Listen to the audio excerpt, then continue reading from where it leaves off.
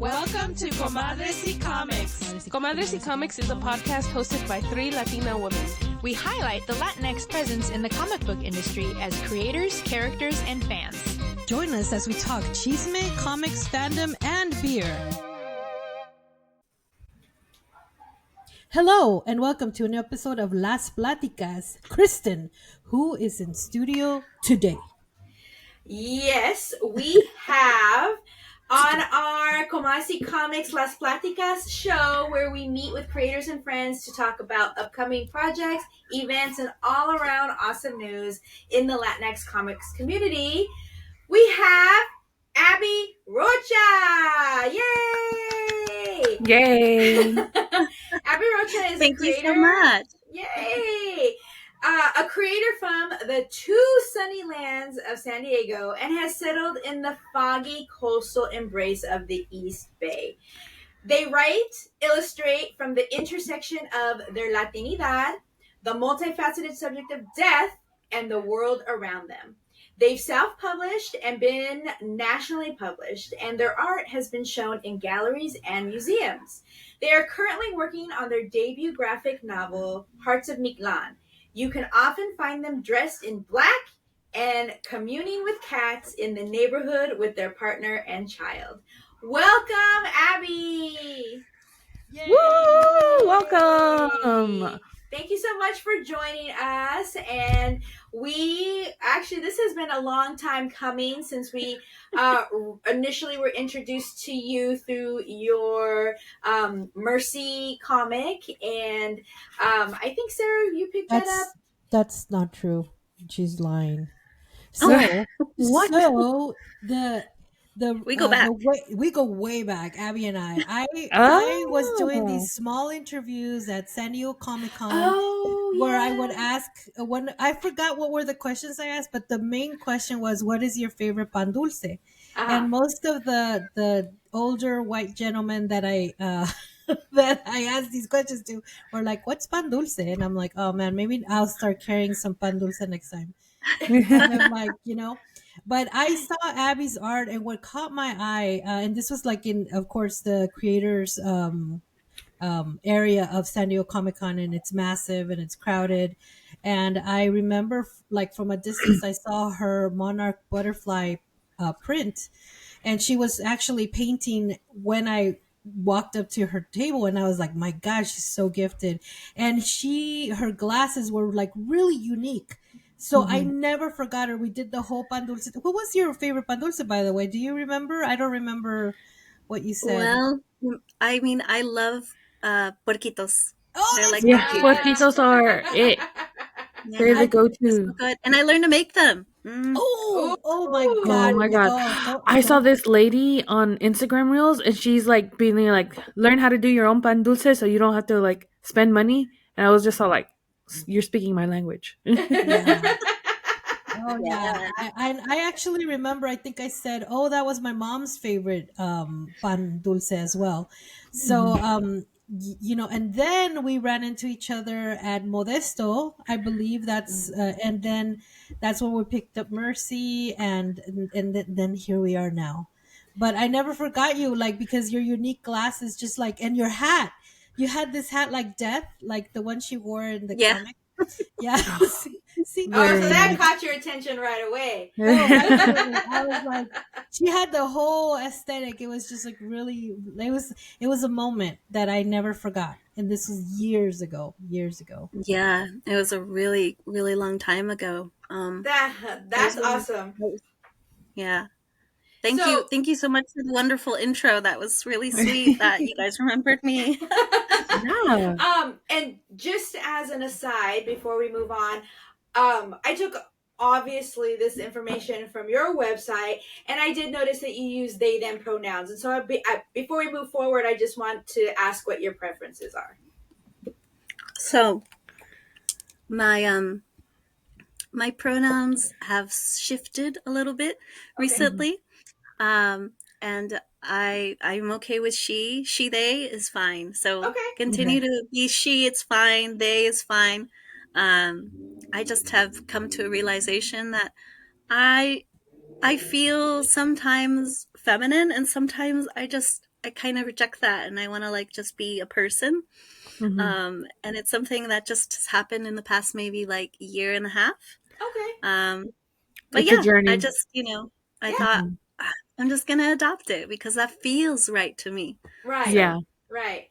Well, I absolutely support that. So given that now Sarah has corrected the history that we have with you for so long, for those of you who might not know you yet, can you just talk a little bit about who is Abby Rocha and how did you find your way into the comics industry? So I think comics has been a really big thing in my life from very young. And it's because I grew up in San Diego. I grew up in Barrio Logan, Sherman Heights, kind of like little area. Yeah. And if you know anything about that area, it's the trolley, and you take the trolley one stop, and it takes you right there to the convention center because it's a very like commercial kind of area, residential Mexican neighborhood.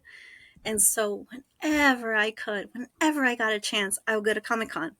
I would sneak in there. I would forge badges. When I was a tween, I was like Oh, you were the hustling.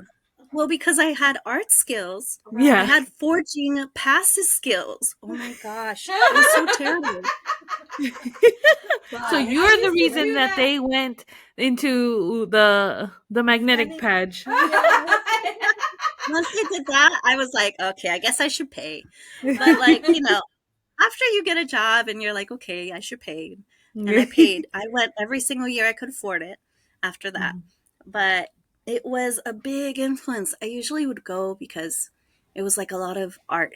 And ever since I was like 5, I knew I wanted to be an artist. I just had like that realization at 5. I was like, Mom, I want to be an artist. That didn't go over so well because immigrants are like really practical people. So, but that's besides the point. I went every year to Comic-Con, and it wasn't until I saw Rod Montillo, I think his name is. Yeah.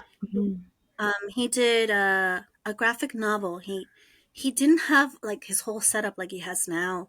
He wasn't even known for his Happy Tree Friends. He was just there as an artist with his graphic novel, his very first one, which is called Pablo's Inferno. You And, read it? I have it. Oh shoot, nice. Yeah, I have it somewhere around here. But it was the first one that I saw someone like me, brown, telling stories about our gente. Yeah. And it just like lightning bolt, like I can do comics too. And it was such a relatively relative revealing moment. Sorry. Of seeing what was possible. And so from that moment, I'm like, oh, I'm going to do this. In fact, it was right after that my mind started working on the graphic novel that I am trying to complete now. It was from that moment. It planted like a little seed. That's so cool. Yeah, it even is about like partially about the underworld, like Dante's or Pablo's Inferno is.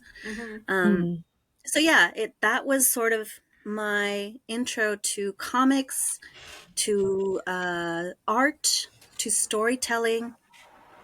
And I like, oh man, one day I'm going to be behind the table and not in the front of the table. But while I was just a fan, I collected so many comics. Oh my God. And that's a little small sample of what I have back here is like my favorite comic books. And some of them are signed by the creators. And, for me, it was just like a summer thing that I did every year. It wasn't even like a big deal. But when I moved away, and I moved away for one purpose and one purpose only, to become an artist. I wanted to go to art school. I found comfort and direction in comics. So I started off like as a fine artist when I went to college, and my professors were like, "Hey, you're really illustrative. You're not very painterly." And then I'm like, "What does that mean?" Yeah. So they're like, "We need you to like paint with your like emotions," and I'm like, "Okay, this might not be the right thing for me." And then I look across the hall and I saw the illustration department, which had everything. They had like movie posters and like illustrations for like children's books, and they had comics. And I'm like, oh, I think that's where I'm going to go. So I transferred over to that major. And I was like, do I want to do commercial illustration? And I did that for a little bit once I graduated. But comics keeps drawing me back like a siren. It just like, it's like, oh my gosh, it's something about telling a story in a much more complete sense. With image making, you can tell a story, a big story, complicated story, but it's up to interpretation. With comics, you are more controlling the narrative, and yes, people will get different things because they come from different backgrounds and so forth and such. Maybe with a different reading, you get something else, but you're more able to control the narrative and tell your story in a much more direct way with image making and writing. So that is how I kind of find myself now, where I am. Thank you for that. So you have a published graphic essay, Perseverance, and you share that your mom was disappointed when you declared you wanted to be an artist at age 5. Well, first of all, can you tell us a little bit more what a graphic essay is, and can you tell us more about how a little bit, like, because you brushed on it a little bit, but can you tell us more about how you like knew for sure that like I want to be an artist, like storytelling, like that's my thing, and like how like have did your parents ever accept it? Are they still like, no, she'll do something? So that's a funny story. So let's start in the beginning. When I was 5, and I had an illustrated Bible. So It's their fault. It's their own fault. So this illustrated Bible had like amazing old master paintings of like Jonas and the whale and like the three the apocalypse horsemen, and those paintings, I remember like looking at the pages like this, like, well, this one's really scary, and then like looking at it and then like closing it up again. And I got so scared of, I think it was the apocalyptic horseman illustrations, paintings, like the old master paintings, that I was like, Mom, I don't want to read this. I'm like, oh, Mom, Mika, it's the Bible. Why don't you want to read it? I'm like, because it has scary pictures. And she's like, it's just pictures. Someone actually painted that. It's not going to hurt you. It's just paint. I'm like, wait a minute. Someone painted this? It's like, yeah. Is that a job? Is that something that you can do as a living thing? Like, is that a choice? Like, my mind is like, and she's like, yeah, painters do that. And I'm like, okay, I want to do that. And I didn't know it at the time, but I think that the power that an image could inspire in someone, fear, awe, wonder, was something that just seemed so incredible that I wanted to do that. I wanted to do the impossible cool thing, So that's kind of how I decided to become an artist.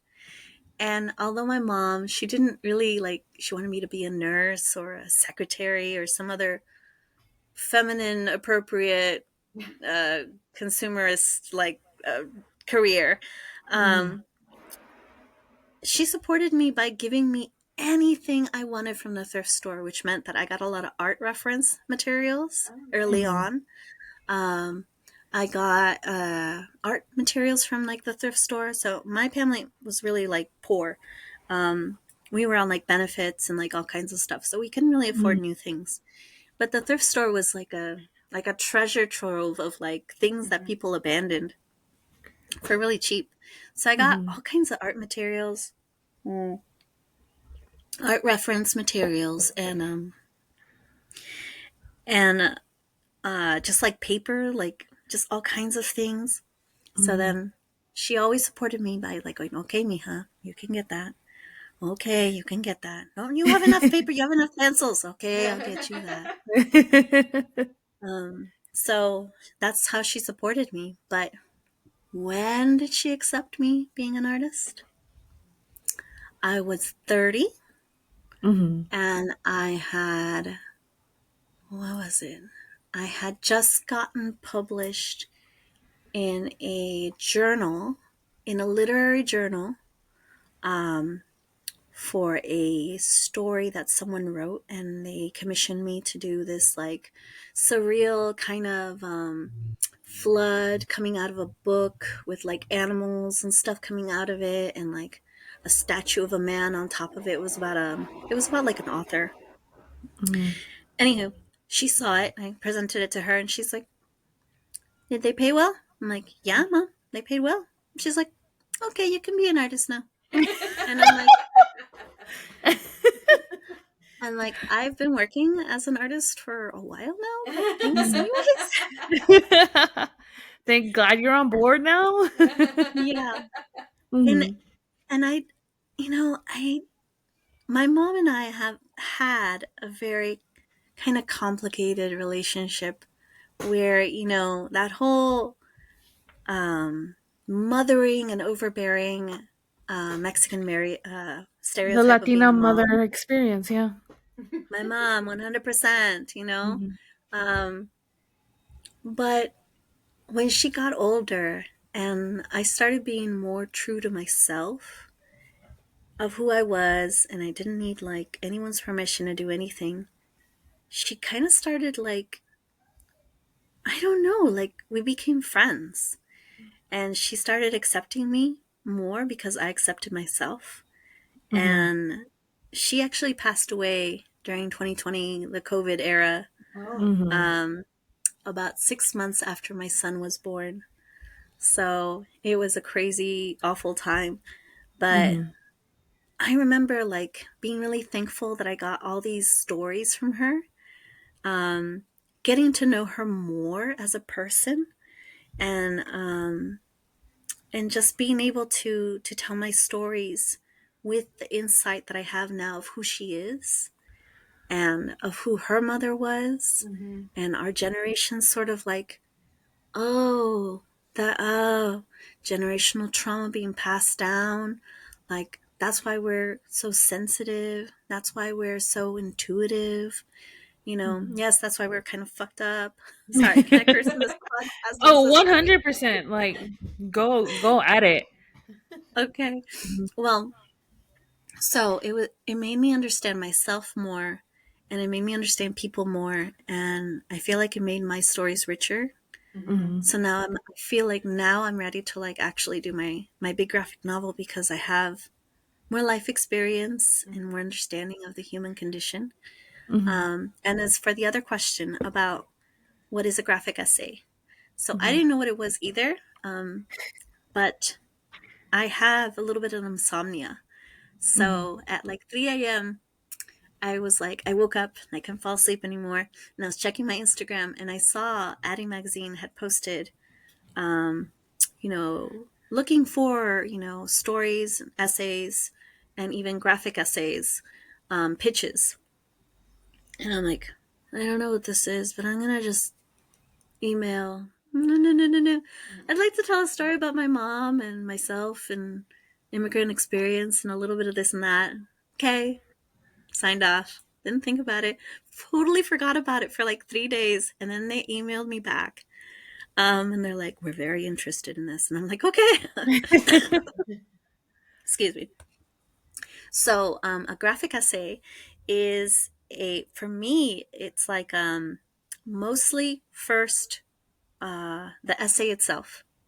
So I wrote an essay about my mom and how it was hard being on benefits and how it was harder for her as as a woman who didn't have much education, who was wholly illiterate, that meant like she could barely write her name.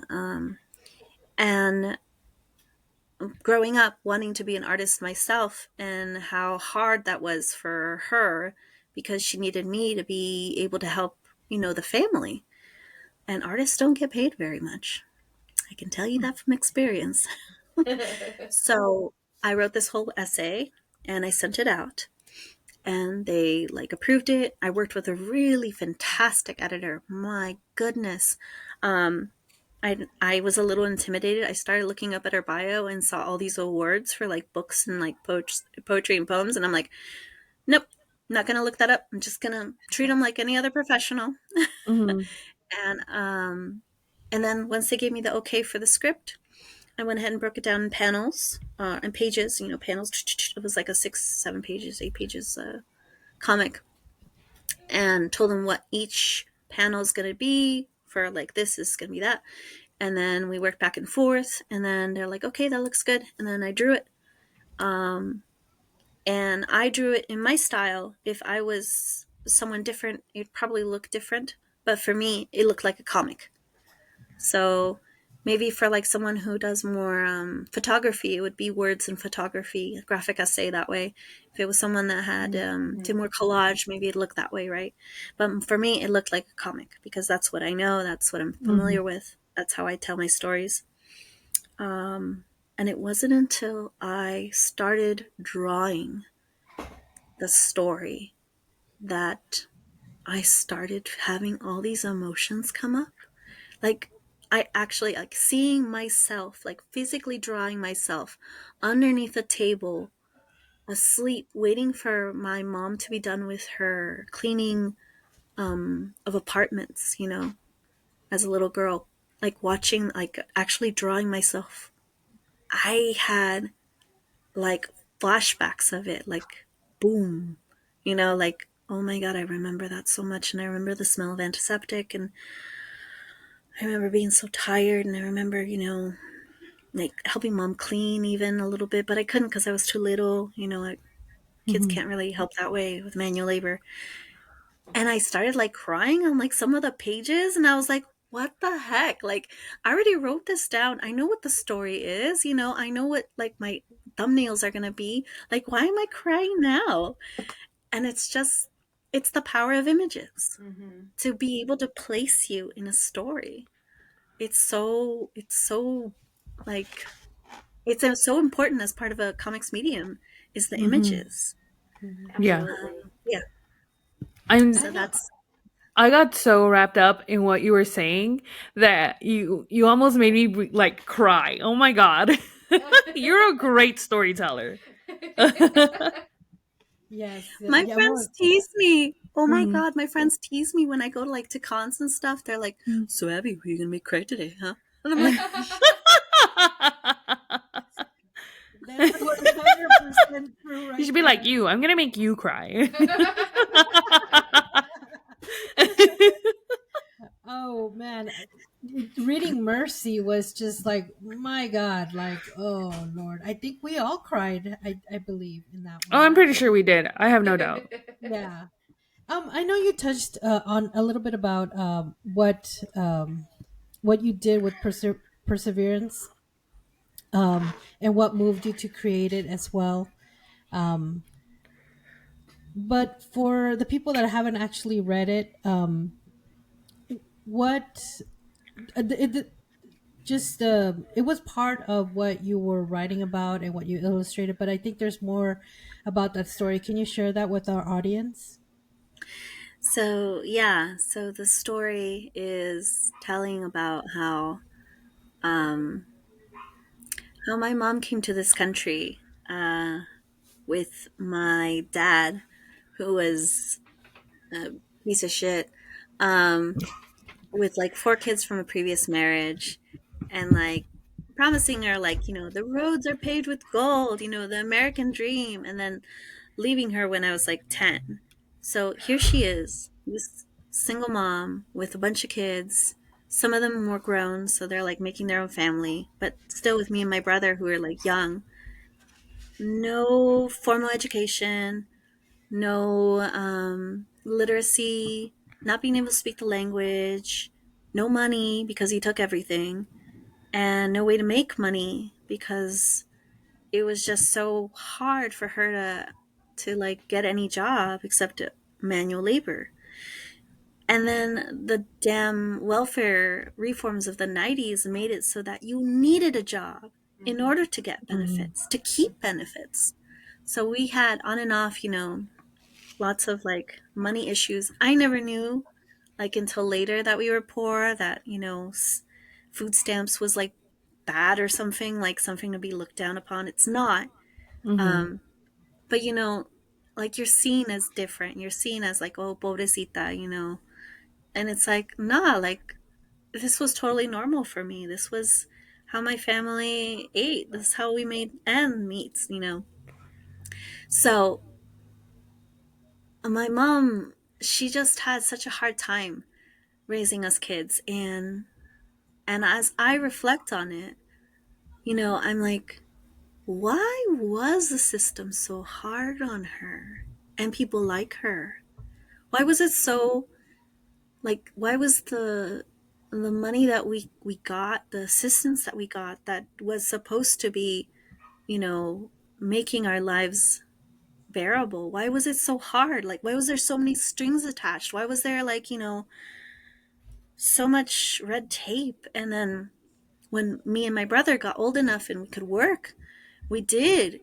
But then they took away like the money that we made. So it was like treading water. And I didn't know what it was, what it was called. It's called now, a welfare trap.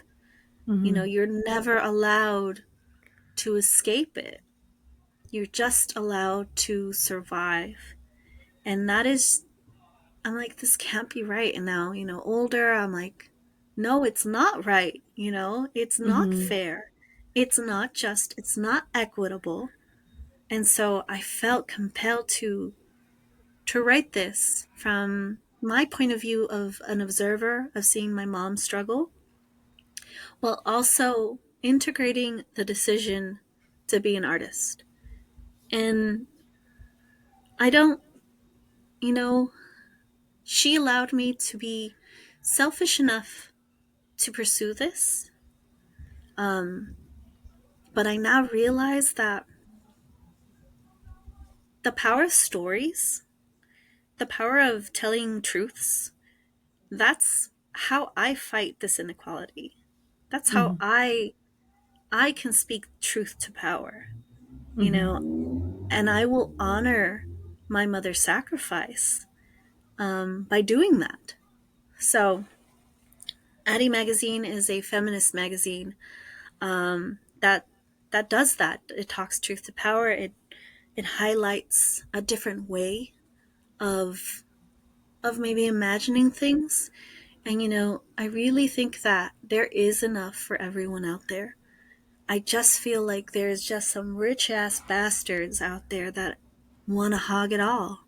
And they Mhm. pit us against each other for whatever reason: red versus blue, black versus brown, you Mhm. know, poor versus a little less poor, and that's how they keep us in control. That's how they keep us fighting for scraps. And Mhm.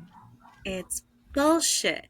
So I will continue to speak my stories and speak my mom's stories and the stories of our gente, and that's how I can fight in this battle. That's my role. I can't go out there in the front lines, throwing Molotov cocktails whenever there's a protest. I have a child to think about and a husband and Mhm.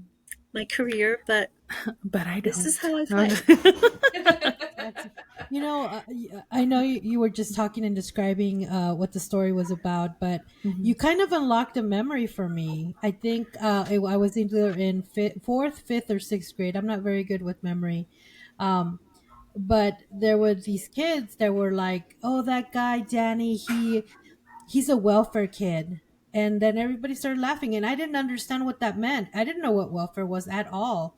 And they were laughing, and then the teacher was like, "That's nothing to be ashamed of, and that's not a joke."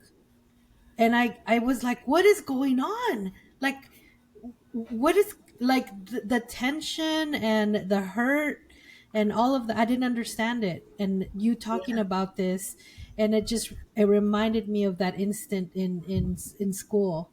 And I'm just like, had I known, even, and I my mom would stand in line for the government cheese, and it was delicious. But Ah, A whole block of a Okay. government whole block cheese of no, it that was cheese. not never went delicious. bad. Oh my god! Like, The it's things like my Hey. mom would margarita do or with it. something. Yeah, everything. You can do everything with it. Yeah, my mom would make like these like quesadillas that she would like put in the frying pan, so that it was extra kind of like it tasted So better it because it was, was fried. So, and Yeah. also she would like put drizzle it on top of the beans she squashed that Oh, my she. grandma stuck it in the beans. My grandma stuck it everywhere, but it's just fucking fake American cheese and it's horrible. But what I'm I saying, I think it's the fact that like there are things that happened when we were young that we didn't quite understand, Right. Yeah. or understand the circumstances we were there. I mean, I grew up also shopping at the Goodwill before it was like hip. Now it's hip, as far as I know. But now my it's mom hip would. to thrift. Yeah. Yes, and my mom would just create these, like, what is it called? She would just pull these miracles off. She had a good eye for fashion. She would go home, hand wash them, iron them, and then when they were in my closet, and I'd put them on, and people would be like, "Oh, that's a beautiful shirt you have on," and I'm like, "If you only knew." Like, if you, and one of my worst memories from that was that I was at a local thrift store, and the popular kids came in looking for Halloween ideas. And all I wanted to do was just hide in the racks until they left. yeah. Yeah, I suspect that I might be slightly autistic because to me, I don't get certain things of like hiding things of like no, yeah, I'm on government assistance. Like when I was little, I'm like, Mhm. yeah, oh, you like it? Oh, I got it at the thrift store. Isn't it nice? It only cost $2. You know, and people would Mhm. look at me like, oh, Mhm. that's nice, and I'd be like, what? Like, why is everyone ashamed of like, like, why is everyone Mhm. looking at me weird? Or like, I just didn't get it. Like, mom got us some nice things. It was Mhm. nice, and I was quite fashionable in high school. I like went from like, being a hippie to like being a goth and all that stuff I found in the thrift stores. Mhm. Absolutely. I mean, Yeah. when Yeah, I I got was younger, of course I would like not say where I got it, but like as I got older, I'm like, yeah, I got it at the thrift store. That means you'll never be able to find it. I'm the only one who has it. exactly. Exactly. I Yeah. have been told that. I'm like, oh, where did you get your shirt? I'm like, at the thrift store. They're like, damn it. It's like, yeah, sorry. Yeah. Good luck. Yep. Well, Yeah. you talked a lot about what you shared in perseverance, and it brought up something for Sarah, and we all have a lot of memories around similar situations and incidents in our own lives. And I'm just wondering, did you ever have any hesitation about sharing such personal experiences in your comic for the whole entire world to read? Yeah. So I've always been kind of, and I see this in my son now. Um, I'm just me. I'm just me. I am sensitive to like criticism, but going through art school, oh my gosh, they like tear you apart like for your images.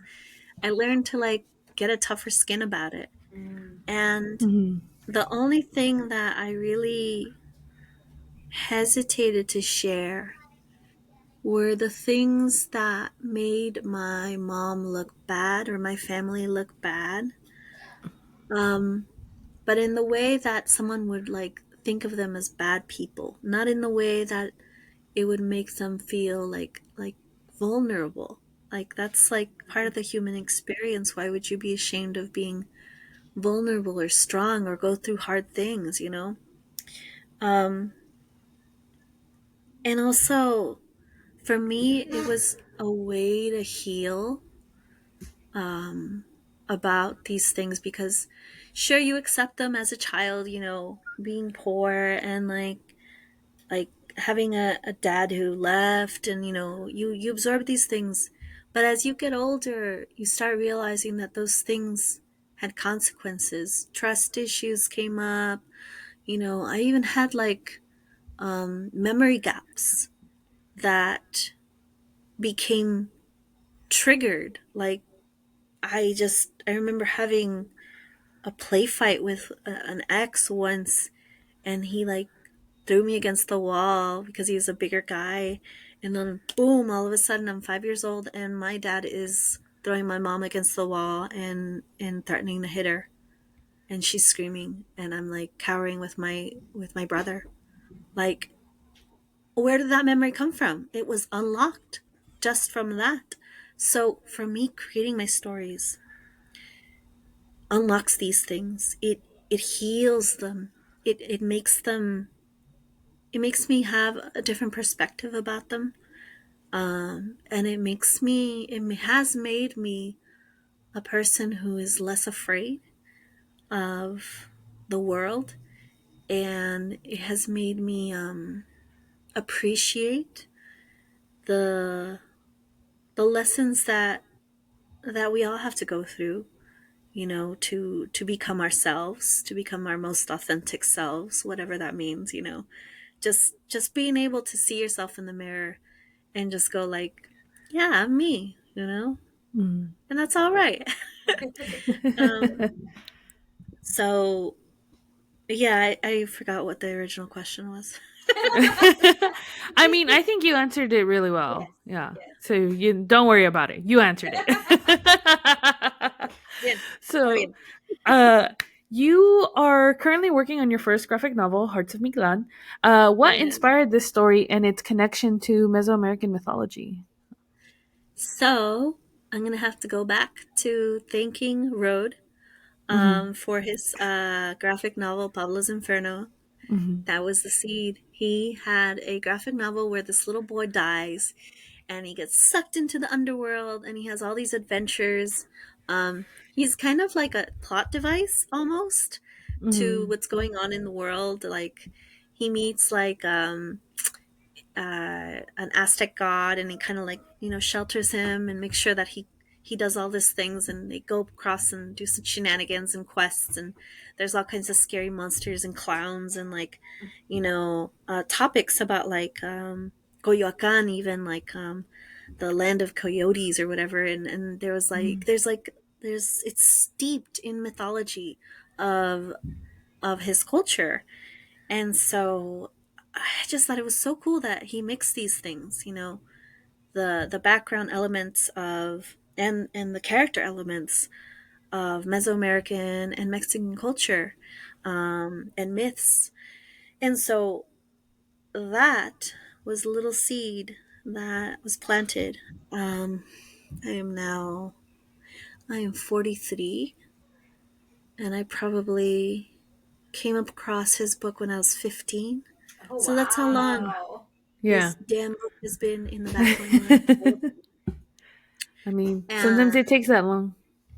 sometimes it does. And I wanted to actually do it sooner. I wanted to do it when I was in art college at CCA, at California College of the Art. I had this amazing opportunity to take a comic book class, creation comic book class from an old school comic book guy. I'm not going to tell you his name because Darn it was it. an awful. Yeah. No sé aquí va a decir tanto chisme or talk bad about people, but the guy was like, let's just say he should have been retiring a Hmm. while ago, but he didn't, and he had anger issues and like inappropriate relationships with like a student, and like it was Wow. so Tea. a lot of tea, but it So was so basically, it's like, disappointing. yeah, so basically, it's like the regular old comic book kind of, Yeah. yeah. You know what I'm talking about? Yeah. Yeah. Yeah. So instead of I did do like about 5 pages of the comic. Um and I presented it to him and he's like, "What is this?" And I'm like, "This is a comic. It's about this and that and here's the text." And he's like, "It doesn't grab me at the first page. It's trash." And I'm like, "Okay. I'm going to go now, bye." It was just so like dismissive. He Yeah. didn't want to know anything. It just was like, there's no sex, tits, or blood. It doesn't grab me, and it won't grab anyone else. Mm-mm. Mm-mm-mm. Wow. So, because I know what because he's a damn master. I know his comics, and then later I'm like, oh yeah, there's none of that. So whatever. But the idea that was like Hmm. 10 years ago when I took that class. Um, but the idea persisted. It Of course. persisted and it grew and it grew and it kept growing. And then COVID happened. I was Hmm. pregnant. I gave birth 2020. Like, here I am holding this like infant, and I feel all this big responsibility to be the best person I could be. Meanwhile, the story is in the back of my mind going, hey, hey, um, uh, what would be great is if like you did this story and then you can be really proud of it, and then you could show your Hey. kid that anything is possible. Hey, can you I'm still work on that? here. I'm still here. And it was those baby days of like a newborn, like it just feels like fucking forever. And then you're just sitting there with your thoughts. You're just sitting there like, what am I doing with my life? The world is going to hell. I'm bringing this kid into my life. I still haven't written my comic. Oh my God. What am I doing with my life? And I decided that was it. I'm going to start writing. And I started writing on my phone. Baby was like on my like on my boob. And I'm like, just writing, because he's asleep on me. I'm not gonna like move. It's like, being catted. Mhm. So I started off with just some poetry and then some longer stories. And then I started with my text for my comic, for my graphic novel.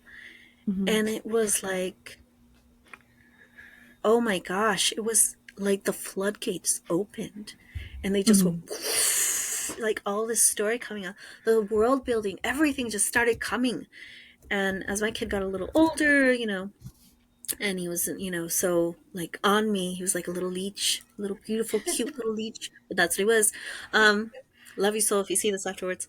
So it was hard, like doing anything, but I don't know how. I just kept writing and writing and writing, and then I took a writing class. Actually, I went to like some book fair, and there was like this woman who was giving out tarot readings, and they're like, "Hi, I help coach people via a very unorthodox way, using tarot," and I'm like, "That's interesting." Um, and apparently, she was like a writer coach, and she's very kind of uh, just using tarot as it's intended to be used, as a guide, just loose interpretation, um, to what your actual desires and your thoughts already are. So it's not like magic. It's just using like a divination kind of tool. Um, but I was really connected with her class, and I wrote so much in 6 months, in their class. Creative Momentum is what they're called. And they were really great. And then I got the itch to write, to start drawing. So that's where I'm at right now. I'm putting words into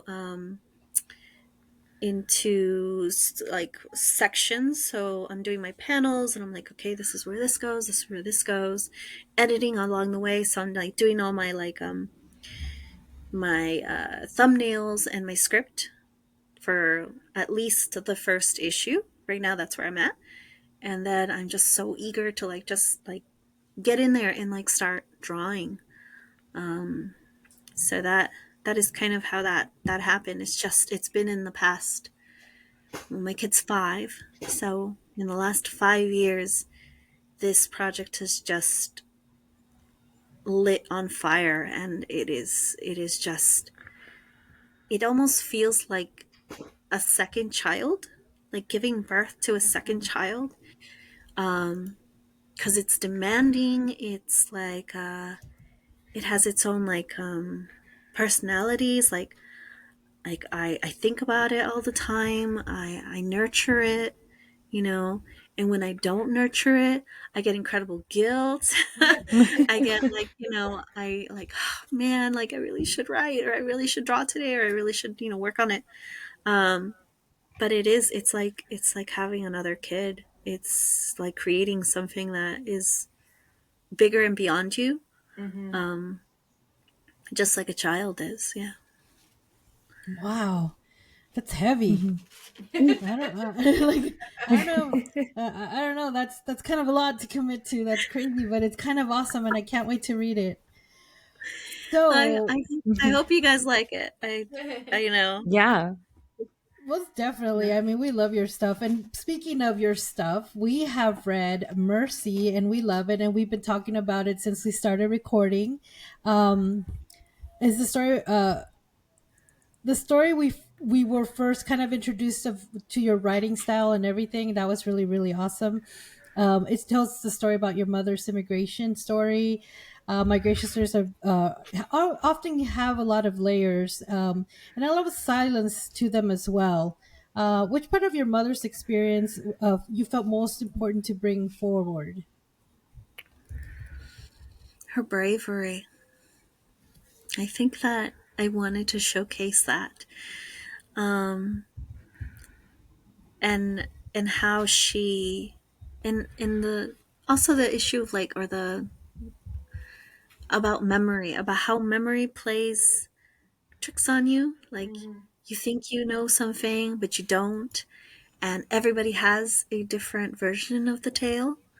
And also, it probably was because I was too young to really receive the full information of her real migration story. Yeah. But when I got that story from her, that was about when we started becoming more like friends. Confidence. I was one of the only members that really understood her. She's full of anger and resentment and bitterness and depression. And, obviously it's because she had such a hard life and very little to show for it. And she thought she was like dumb because she never learned to read. She thought she was like worthless because everyone else told her that she was. And I would come into her life and I'd be like, Mom, tell me a story. Tell me a story about like this or that. She's like, oh, Mika, you don't want to know about that. I'm like, I do. And then I'd just be like enraptured of like with the story. And then afterwards I'm like, Mom, you're so brave. That was so smart of you to do that. Like, how did you even like survive that? Wow, Mom. And she'd be like, Mija, you're just saying that because you're my daughter. I'm like, no, I'm saying that because it's true. You're amazing. I never knew any of this. And slowly and slowly, like, I would visit her for like a week at a time, maybe 2 weeks when I could. Just like taking vacation time and spending time with her in San Diego from the Bay Area where I live now. And I would spend some time with her, and she would start off, like, oh, sad, and like, I'm so glad you came to see me. I always feel so much better when you come to see me. And then by the end of the visit, she would be like laughing and full of life, and I'd be like, Mom, have you ever had an almond milk latte? No? Okay, let's go. and I'd take her I take her shopping, I take her eating, I take her, I remember just her full of like sense of wonderment, like of like these like I took her for like an almond latte, and she's like, "Mija, they put too much whipped cream in this." I'm like, "No, mom, no, mom, it's actually a cappuccino." Mhm. She's like, "What's that?" I'm like, "It's milk foam. That's all, just milk foam." She's like, "It's perfect. It looks like whipped cream." And she like drank it. She's like, "Oh, this is so wonderful.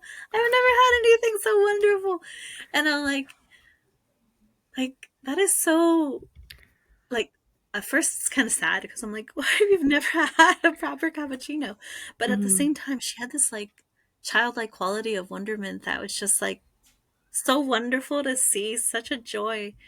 And so that side of my mother, the strength, the perseverance, the survival tactics, all that nobody saw. And I Mhm. don't understand. I do understand. Mexican families are very complicated, you know, Mhm. and but I'm really glad that I got to see that side of her.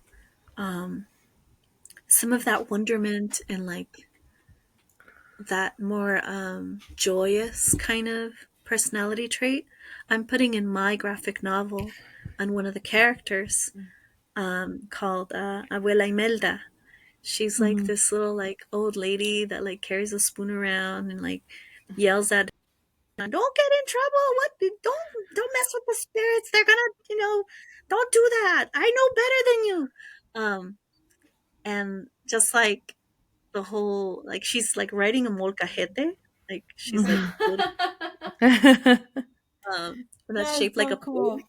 Mhm. And I just want to bring that sort of sense of like side of my mom that no one really knew into that character, but also Mhm. that like, you know, curmudgeon, like, old lady that like, that was also my mom. Yeah. Um, so yeah, it's that's kind of what I want to shine different aspects of my mom in the stories that I have, but also just different aspects of like people in general. You Mhm. think you know someone, and then you like talk to them and you find out this whole other side of them that you just never knew. And Mhm. it's, people are just fascinating to me. Yeah. So all of this is fascinating to me, and one of the most fascinating things that we always find is when we find a piece of work that the creator is both the writer and the artist. We are always in amazement of how somebody can just do that so well. And you already kind of talked a little bit about what your process is like, when you were talking about your graphic essay and how you wrote the essay, and then you added pictures. But can you go a little bit further into what it's like to be a solo artist on a book and what that creative process is like? Yeah, so it's so funny. Like, the white page still terrifies me when I start. I'm convinced the night before I know I'm going to start this project. I'm convinced. I convinced myself I don't know how to draw anymore. I don't know how to draw anymore. I forgot. I'm not good at this. Oh, what am I doing? I should hire someone to do this for me, and I'll just write it. And I like, and then I'll sit and then I'll draw, and then I'm like, it just comes out. Mhm. So my process for comics has always been right. Just blah, just full on like story mode. Whatever comes out, beginning to end, maybe scenes here in between, and then I just save it in a Google document. And then I edit it and I edit it and I edit it and I ask other people to like look at it. I separate them into pages. So I'm like, okay, this looks like a 6-pager. This looks like a 4-pager. Um, this graphic novel is going to be so like long that I'm like, okay, just think of it as issues, and then You can do short stories. It's just a lot. A long, big graphic novel is just a bunch of little short stories. It's okay. So that's kind of how I'm doing it without like intimidating myself and like creeping myself out. Um, and so I separate them into pages. So I think my first issue is going to be 10 to 12. So I put what's going to go on each page. And then I do it more specific. Like this person says this, the scene is da da da da. You know, just like a script writing. You know, or like a movie or something. And then once I'm done with that, I will do my thumbs. And usually they're real freaking messy. They're just like all over the place. And then I'll sharpen them up into neater thumbs. And then I'll be like, okay, color scheme. I think I'm going to go with this. Okay, that's good. And then I start drawing. And then that's when more editing happens. So you think you're done. You think you're like, okay, I've done all the editing. But once you start drawing, you're like, this is such a descriptive image. I do not need to say this much. So there goes, 2 sentences from that. And you start cutting things away, which is really like, I think for like some people, the process that I have of like writing this big old like thing, and then cutting it probably in half, like doing my own editing. Like, why are you even wasting time like doing all this like description when you're gonna draw it anyways? You don't need to, because it's notes for myself. A high vaulted ceiling cavern appears. I don't need to write much more than that, but I'm gonna, because it's in my head. I'm like, Yeah. blue electric fairy lights light up the room. The glistening floor is obsidian in nature. And like, I want to capture that feeling in my head in words so that I can translate it in image. So that's where editing happens. And you never see that bit. You'll never see those descriptive images of me writing that. Maybe if I like, I don't know, write a novel or something, maybe down the road. But for as far as comics, that's all on the floor. That's just for me. Images for, notes for me. So then I do the pencils. And I'm kind of playing with styles. So I have a style where it's just graphite. It's just pencil.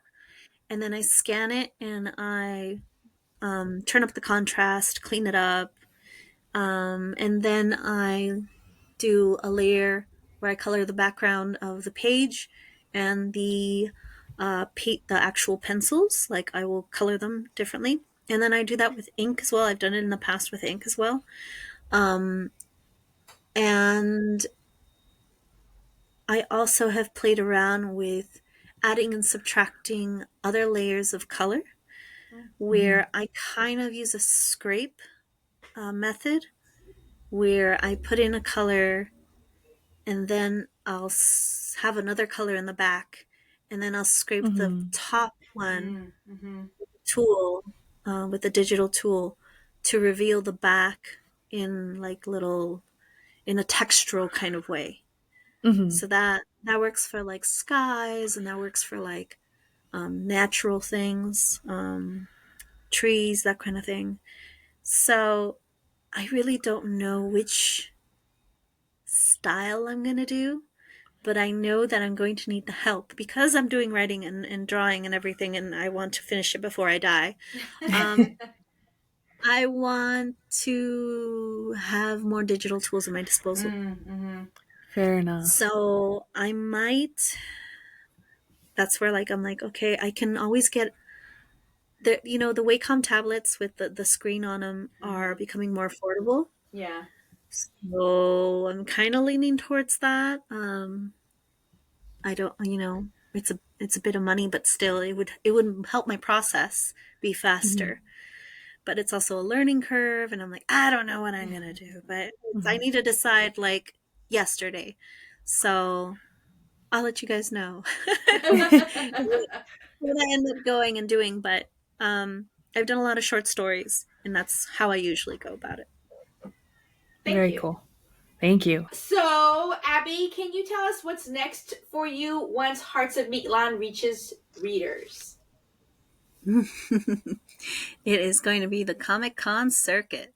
So that is the plan. If I'm going to shop it around and see if anybody wants to pick it up. Mm-hmm. But if not, then it's indie, self-publishing as I've done before in the past, and just Kickstarter? hitting every con. Yeah.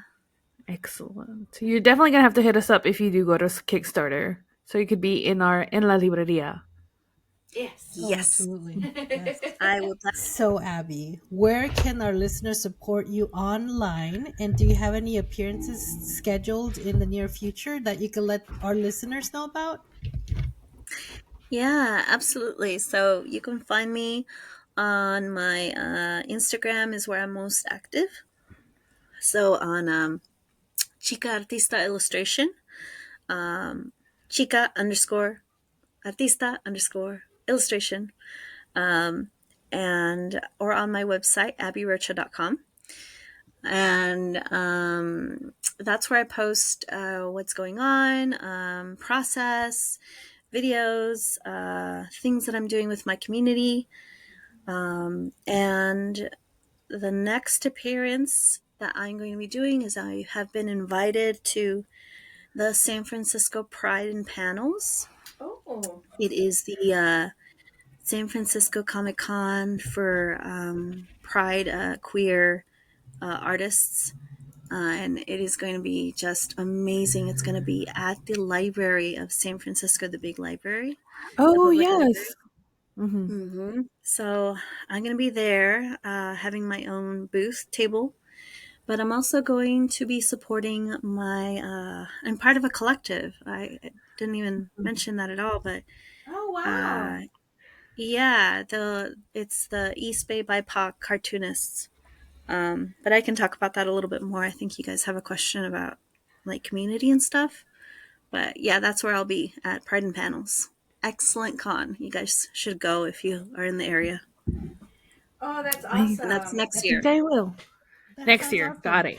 it. Are you going to be going to Modesto for the Modesto convention at the. Help me out with the name, Kristen, por favor. The Latino Comic Arts Festival.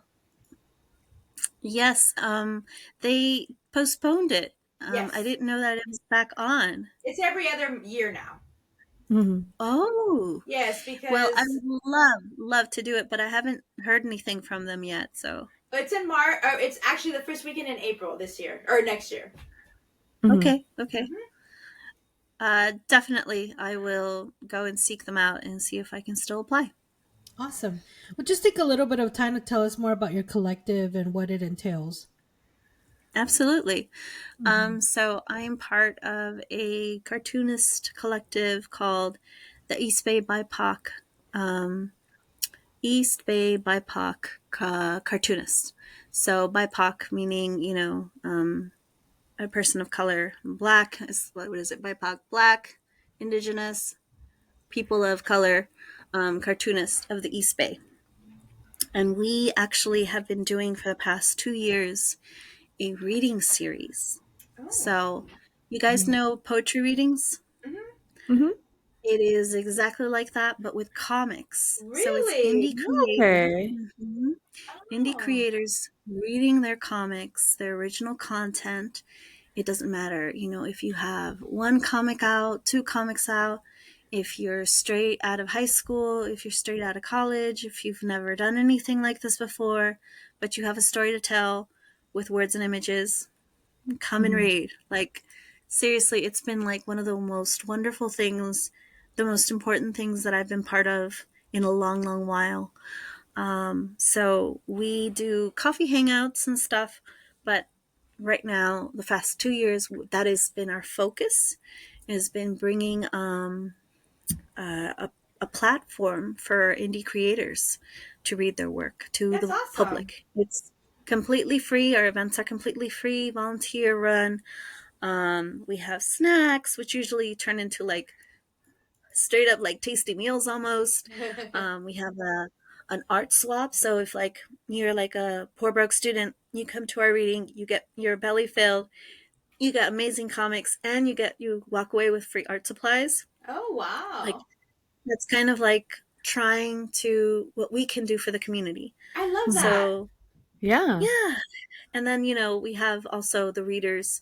They can sell their works, they can sell their comics, their zines, their stickers, their stuff so that they can make a couple of bucks.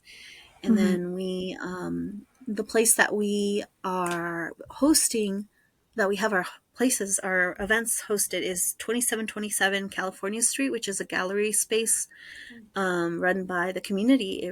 It's free. You just have to like put your name out there to reserve a spot like months in advance. So because it's free, we give like some of our donations to them, and then we try to support also food banks, cartoonists in prison. We try to like support, and like we wrote like Christmas greetings one year too to them. We also support just artists who are having some trouble financially. Like we try to donate to fellow artists, and then in our community, in our Discord, we also put up events like, hey, there's a vending event, it's no charge, or it's this much, or who wants to share a table, or so we're just kind of helping each other out as artists, as fellow BIPOC people. It's so hard to make it as an artist, like normally, but like in the East Bay, it's just really becoming impossible. It's untenable, the rent and everything, Yeah. and it's been crazy. So I know so many talented artists that after school, like they lived here a year, maybe two, and they had to go back home or to a cheaper city and stuff. So what we're trying to do is we're trying to preserve our talent. We're trying to preserve our our fellow creators. We're trying to give them a leg up. So yeah, this reading series has been incredible. It's been so cool. We like project our stories up on the screen in slide format, and we read them out loud. And sometimes we'll like get all creative and we'll put music to it, or like sound effects. Zoom, zoom. Yeah. And it's been incredible, the talent that we've showcased. Yeah. Um, I'm really proud of it. I'm really proud of That sounds Yeah. helping run, awesome. even though, to be honest, it's so much work that um, we're probably gonna like pause a little bit on it, because Mhm. me and one of the other core members we're going back to school. So Yeah. Oh. also I have aspirations of becoming an art teacher. So Oh, Wow. awesome. Okay. Yeah. starting spring of next year, I'm going to be starting to take my certification for single unit teacher's credential. Very Um, cool. and it is partially because I can't make it anymore as an artist. Like just being an Mhm. artist, I love my husband. He's like keeping us afloat. He has a good job, but single income just is not enough here at the Bay. Right. So I'm Mhm. going to go back to school and I'm going to become an art teacher. But also, like, it's part of my greater mission of like helping creatives. Mhm. Like I I know that when I was in high school, there was some counselors and some teachers who really believed in me and gave me that confidence to continue my journey as an artist. And I want to pay that back for sure. Like I want to do Mhm. that for other kids. So that's sort of my continuing mission of like social justice, kind of paying it forward. And yeah, so that's sort of what's going on with my community.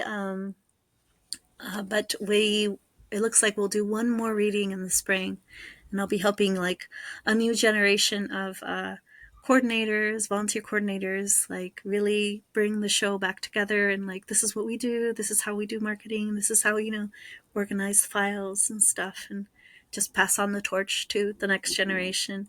And I'm excited Mhm. to like for them to like be able to take up the mantle while I step back and write this damn comic and also, become a teacher. So. Oh, that's awesome. So you would make a great art teacher. Yeah. Oh, absolutely. My husband told me, you're going to be a great goth Miss Frizzle. Just I love it. Well, I know. I was like, yeah. Thank you so much for being on our podcast. We really appreciate you taking the time to talk to us and share this moment with us and share it with everybody out there listening or watching us on YouTube. So thank you so much for that. We have been your host. I'm Sarah. I'm Kristen. And I'm Jen. And I'm Abby. Remember to like and subscribe. Yay. Bye, everyone. Bye. Bye.